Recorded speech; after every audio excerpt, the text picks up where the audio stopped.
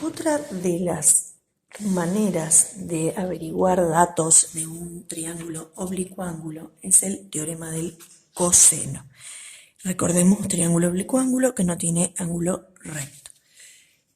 ¿Cuál es la diferencia acá? Que en teorema del seno se relacionan dos lados con dos ángulos opuestos, de los cuales de esos cuatro datos me falta uno. En el teorema del coseno se relacionan tres lados y un ángulo. También son cuatro datos y uno me falta. La estrategia para ver cuál de los teoremas tengo que usar es relacionar esos lados y esos ángulos a ver si son opuestos o no. A ver, acá en el teorema del coseno yo pongo la fórmula aquí, fíjense, lo hago para la relación AB, es decir, si quisiera averiguar este lado, si yo quiero averiguar el lado AB o el ángulo C, voy a usar esta fórmula, siempre teniendo en cuenta que estos dos son opuestos. ¿Estamos? Y los otros datos son lados. Es decir, yo puedo tener o el lado AB y me falta el ángulo C, o tengo el ángulo C y me falta el lado AB, siempre que tenga también como dato estos dos lados.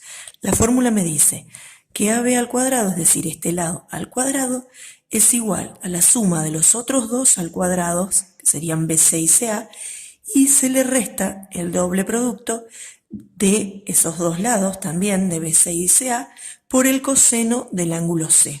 Acá la cuestión es, el ángulo C es el ángulo opuesto al lado que pusimos de uno de los miembros de la igualdad.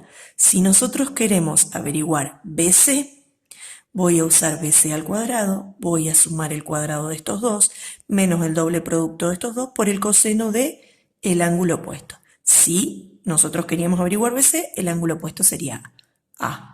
Y lo mismo pasaría con cualquiera de los lados, ¿sí? A ver, vamos a un ejemplo que es el que ustedes tienen ahí. Fíjense, en el ejercicio tienen que calcular RS, es decir, este lado, que le voy a poner X, ¿sí? Le pongo X porque creo que es la manera que más fácil para ustedes. Si ustedes miran, ¿qué datos tienen? Tienen el lado que quieren averiguar con su ángulo opuesto y como datos también tengo dos lados más. No podría usar el teorema del seno porque ¿qué relaciona el teorema del seno? Dos lados con dos ángulos. Si nosotros miramos, tengo un lado y el ángulo, tengo un lado pero no tengo el opuesto, el ángulo opuesto, o lo mismo con este lado. Por eso el teorema del seno quedaría descartado y tengo que usar el teorema del coseno. El teorema del coseno me dice el lado que quiero averiguar al cuadrado igual a los otros dos al cuadrado menos el doble producto de los dos lados 5 por 7 por el coseno del ángulo opuesto, es decir, si tengo X, el ángulo opuesto es 48. Fíjense, ahora directamente me queda la incógnita despejada, así que voy a calcular todo esto, que me da 27,1.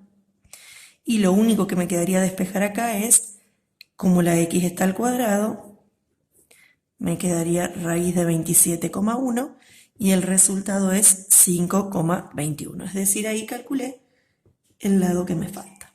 ¿Estamos?